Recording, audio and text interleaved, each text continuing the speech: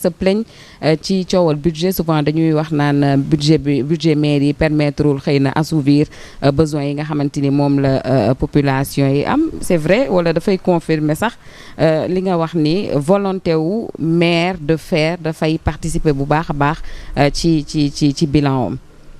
waaw Nafi xam nga nu ma ko waxee rek sànq noonu la mbir bi tëddee maire suñ koy voté le budget ci début d'année amul xaalis maire mooy seul démembrement état bu dul dem ci keesu état di fa tibb xaalis ministères yi par exemple ak agence yi ñoom dañ leen di voté seen budget assemblée nationale. c'est ça. ñoom ils sont pas chargés d'aller recouvrer cet argent. oui. maire mooy def lépp entrepreneuriat bu ngay wax noonu man ba may ñëw mairie Dakar maa ngi fay fekk lu ñuy woowee FODEM mooy le fonds de développement municipal. ma fekk fa mu am benn montant de 100 millions ak benn incubateur mais surtout pour jàppale jigéen yi ak ndaw ñi pour ñu mën a am xëy ma ne leen mais 100 millions luñ ci mën a liggéey biir Dakar ma ne leen dañuy jéem a xool lu ñu mën a def ba jël fonds bi yóbbu ko 500 millions ñu ne ma mënul nekk man leen indi leen ma budget bi ma woon leen luñ koy defee da ngay dagg fii. encore fële. kon yow wàññi fii yokk fële. kon yow daal mënul nekk ngay bañ a dégg. non mënul nekk mënul nekk pourquoi mënul nekk moom mënul nekk. dégg nga li njit nga ne mënul nekk moom mënut a nekk. waaw voilà ay wax la. daanaka suñ la jiital. tu fais en sorte que l'impossible devienne possible. C'est la raison pour laquelle on vous a élu. man ba may ñëw mairie Dakar dama fekk ay bor. kenn musuma dégg man ngaa ngi ci bor yi. te dama doon liggéey di fay bor yi te percepteur da nga may dégg donc fonds de développement municipal dañ ko jëlee plus ou moins à 100 millions yóbbu ko 600 millions dooleen incubateur bi wuti ay partenaires te Dakar dañu fa initier woon lu ñu doon wooyee benn hackathon mooy dañuy woo ndaw ñi bi Dakar ne leen ku nekk ak xalaat bu nga am dañ koy indi ku nekk indi ñu jéem a teg benn jury en place jury boobu nag mooy tànn les projets les plus innovants te da ngay jour boobu première édition bi su ma juumulee dañ tegoon une somme de 5 millions ñu ne premier prix day nekk 2 millions deuxième prix nekk 1 million 500 troisième prix et cetera mais deuxième édition bi dama la ne lii yóbbu leen ko 50 millions parce que da ngay gis ay projet tu te dis mais lii naka la ko doomu Dakar mën a inventer imaginer man par exemple dama gisoon benn projet jeune bi il avait cartographié armeelu Yoff ak Béthanie yow da ngay ñëw par exemple mën nga tukki yaa ngi bitim réew pendant 10 ans sa waajur génn àdduna nga ñëw par exemple ci armeel de Yoff da ngay dugal turu nit ki mu yóbbu la mu wax la allée bi ak parcelle bi. ah c'est une excellente idée. idée da lay yóbbu ba foofu. oui ça c'est une excellente idée. parce que ñu bëri il avait fait ce système là ce projet là daf ko defoon ak GPS. il avait digitalisé tous les 2 cimetières mu ñëw pour jaay ñu projet bi et projet boobu je l'avais trouvé fabuleux parce que je me suis dit. oui quand même. toi tu penses aux morts. Et moi je parle de l'humain.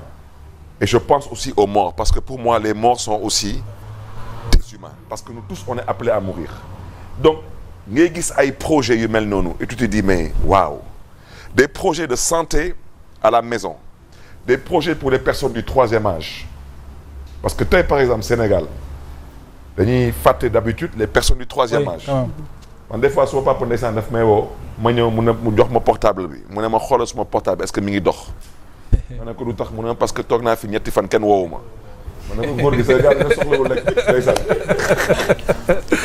donc en fait dañuy yeewu les pauvres amuñu fu ñu jëm absolument c'est vrai dañuy wéet journal dañuy téye taal rajo ils n'ont pas d'activité tey les quelques centres de gériatrie yu am fii vraiment ce n'est pas vraiment ça et il faut qu'on pense aux personnes du 3e âge parce que nous sommes appelés demain à être des personnes du 3e âge nga jóg kenn du la faale kenn du la kippé metti na ci xol donc loolu yëpp pour wax encore une fois de plus. que Bachir soxna na fi mu ko waxee.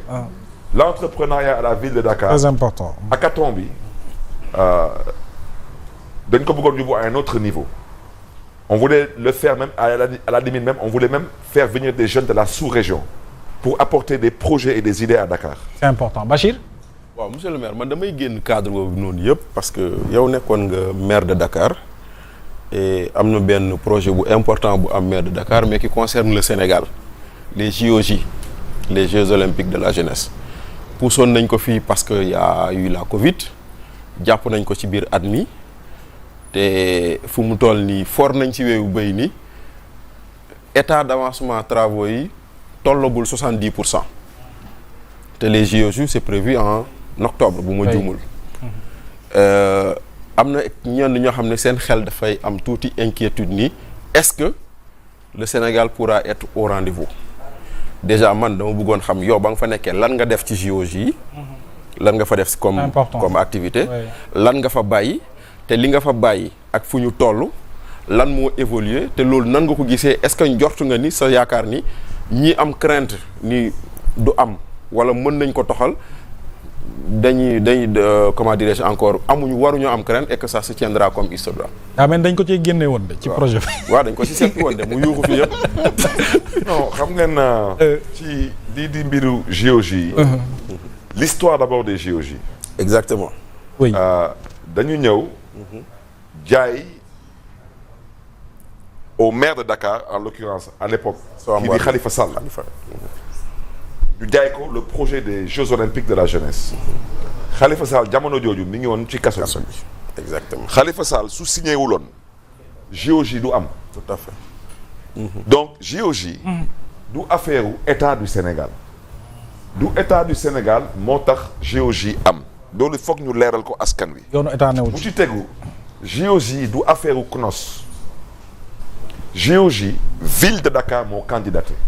mais parce que dafa amoon nu ñu jaayoon ville de Dakar dañ leen promettroon un héritage daanaka suñu accueillir Jeux olympiques yi suñ ci génnee Dakar day gën a taaru ci lii ak ci laa ak ci lii ak ci laa. dinañ am infrastructure. c'est la raison pour laquelle je dis que Dakar a été escroqué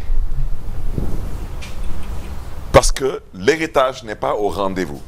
À la place de l'héritage on nous a proposé un rafistolage mooy dëgg maintenant nag. man lu ma def pour que Dakar puisse être au rendez-vous on avait initié un projet de 22 terrains synthétiques et complexes sportifs. Ensuite j'avais aussi initié le projet de l'aménagement de la corniche des HLM loolu mairie de Dakar moo ko naroon tabax liggéey ko la preuve on a réceptionné le terrain synthétique de Grand Yoff on a réceptionné le terrain synthétique de Dieuppeul-Derklé Castor. On a réceptionné récemment le terrain synthétique de Cambérène.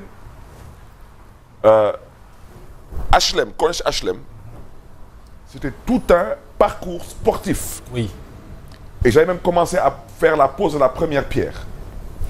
ba ñu gars yi wooyee waa CNOS ñu toog waxtaan ak ñoom ma toog tamit ak waa AFD ma ne leen su ma sañoon am nañ ay projet yuy dugg ci esprit wu Jeux olympiques de la jeunesse.